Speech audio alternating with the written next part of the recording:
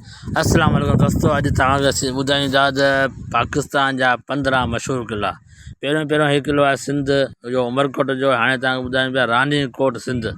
ऐं हीउ जेको रानीकोट क़िलो इहो तमामु मशहूरु आहे, इहो रेगिस्तान जे विच में। हाणे तव्हांखे ॾेखारियूं था गिलगित बल्तिस्तान जो आर्टिफिशियल क़िलो। हाणे तव्हांखे ॾेखारियूं लाहौर जो फूड क़िलो, जेको तमामु पूरी दुनिया में मशहूरु आहे। पाकिस्तान खे आज़ादु करण वक़्तु हिन क़िले जो ॾेखाव ॾिनो वियो हुयो।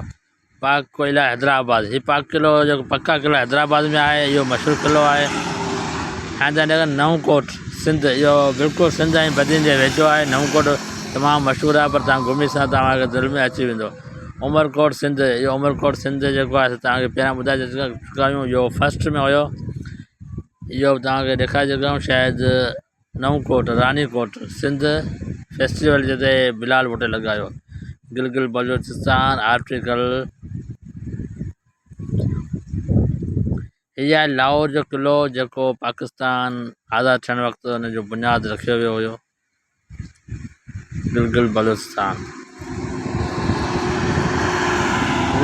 जो बल्टी एरिया आहे। हीअ अटैक फोर्ट पंजाब, हीउ पंजाब जो क़िलो आहे। हीउ तमामु थोरे वक़्त में ठहियो। भई हू जे क़िला तव्हां ॾेखारिया उहे तमामु। हीअ मुज़फ़राबाद रेड फ्रूट जे क़िलो आहे। इहो मुज़फ़राबाद में पाकिस्तान जो हिकु मशहूरु क़िलो आहे वॾो।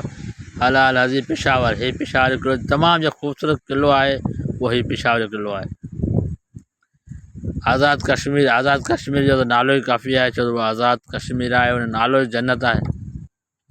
हीअ आहे रोस्ते झेलम माण्हू घटि वेंदा आहिनि, छो त हुते गंगो फसाद जाम हूंदो आहे। हीअ आहे डेरा गाज़ी ख़ान, ऐं डेरा गाज़ी ख़ान त तमामु मशहूरु आहे मुसलमाननि जे हिसाब सां। हीअ आहे सरगोदा, हीअ सरगोदा जो क़िलो।